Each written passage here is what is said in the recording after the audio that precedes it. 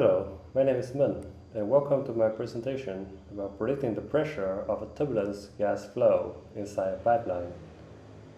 First question is, why is it relevant? I'd like to introduce you this number. According to Pandey, burning a blend of natural gas and hydrogen instead of natural gas alone can reduce up to 50% of the emission. And given the value of the natural gas used per day, is very relevant to our net zero goal. However, a blend of natural gas and hydrogen is not easy to transfer inside the traditional gas pipeline. It will lead to a phenomenon called hydrogen embrittlement, as seen in the picture. Hydrogen is highly explosive, and such leakage can be catastrophic.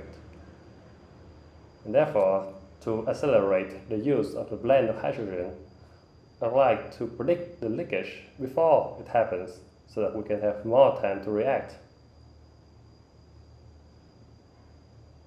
Luckily, the embrittlement is closely related to the pressure as seen in the two references here. They include the equations needed given the pressure in order to predict the diffusion of the hydrogen atom to the wall of the pipeline. The problem becomes predicting the pressure in the whole pipeline, a traditional CFD problem. However, modeling a turbulent flow is inherently a chaotic system, and for such chaotic system, our best solution is to solve the Navier-Stokes equation. It takes very long, and for most of the practical purpose, it makes sense to use machine learning to approximate the solution. Thereby, we sacrifice a bit of accuracy to gain a lot of speed. There are many methods in machine learning camp suitable to solve this problem. The first is the data-driven method, which is the transformer. The second, the physics-informed method, such as the Fourier neural operator, which uses the Fourier kernels to represent an operator, or the operator inference to represent a nonlinear system using infinite-dimensional linear operator. The Fouriers and the linear methods are very well known. They are well studied and very imperceptible to the scientists in comparison to the black box of the transformer method. So I designed my experiment using a simulation for 8.4 hours and was able to get a 2 seconds of simulation result. I used the first 1.2 seconds to train the machine learning model, the rest as a test set. While all of the methods performed relatively well in the training phase, the transformer fails to serialize in the test phase, whereas the rest are able to maintain the level of performance. It may be surprising to see why the transformer performed worse than expected.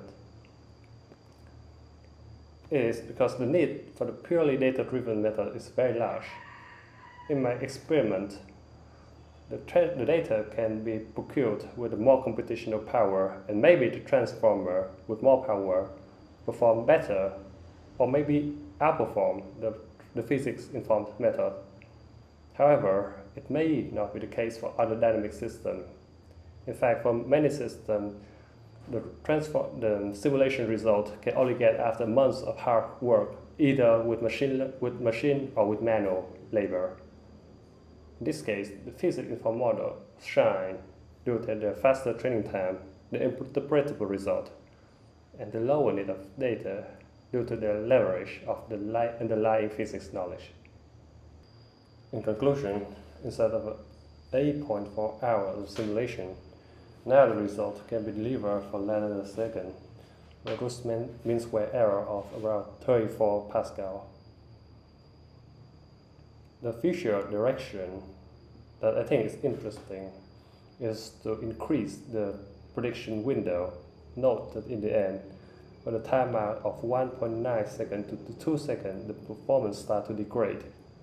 It's interesting to see the reason and find a way to overcome this weakness. Thank you.